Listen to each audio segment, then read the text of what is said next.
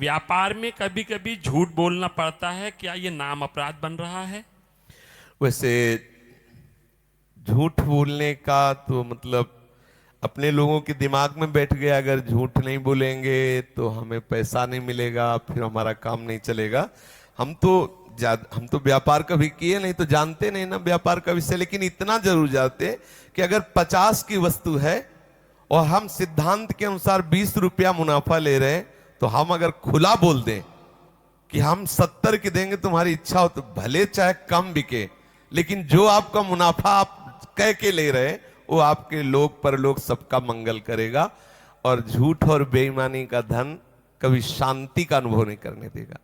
दिखाई जरूर देगा कि बहुत उन्नति हो रही, लेकिन वो वास्तविक उन्नति है। दीपक की तरह जलो लेकिन जलते रहो, ज्वाला की तरह एकदम भभके और शांत हो गए वो अच्छा नहीं। भले दीपक की तरह जलो लेकिन प्रकाशित हो। कुल परंपरागत वो लक्ष्मी चलती है जो धर्म के दो। प्राय लोग ऐसा कह देते हैं कि व्यापार में तो झूठ बोलना ही होता है, झूठ नहीं बोलेंगे तो लड़के बच्चे भूखों मर जाएंगे। वैसे मुझे लगता है कि ऐसा नहीं है।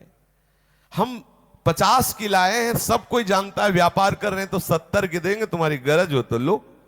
और दूसरी बात है कि आपके जीवन के भरण पोषण, क्या अनंत जीवों के भरण पोषण का ठेका ठाकुर जी ने ले रखा है?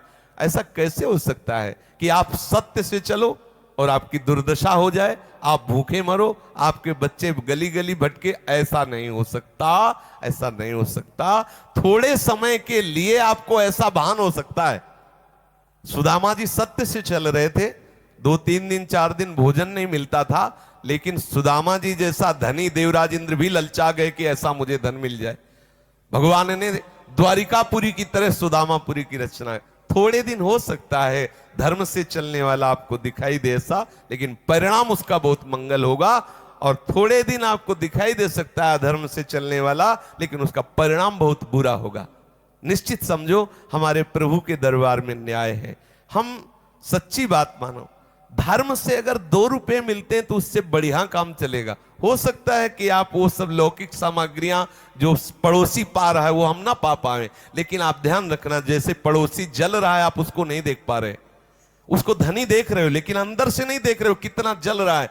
आप 2 रोटी खाओगे, परिवार के साथ में आनंद पूर्वक रहोगे, ये बहुत सुख का विषय है। अगर हमारा परिवार हमारे अनुकूल है और हम थोड़ा कम अच्छे पदार्थ पा रहे हैं लेकिन शांति से जीवन व्यतीत हो रहा है, भगवत आराधन से जीवन व्यतीत हो रहा है, तो लोक परलोक सब आनंदमय होता है। हमने तो शास्त्रों में और संतों से जैसा सुना है कि सत्य से चलने वाले के निश्चित यहां और वहां दोनों जगह मंगल होता है। थोड़े दिन के लिए ऐसा लगेगा कि देखो धर्म से चलता है, ऐसी ऐसी समस्याएं हैं, लेकिन नहीं, धर्म से चलने वाले की विजय होती।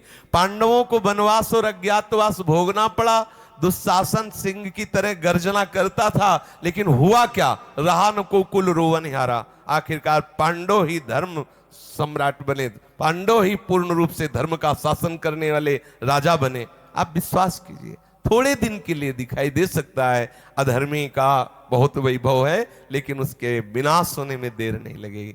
इसलिए मुझे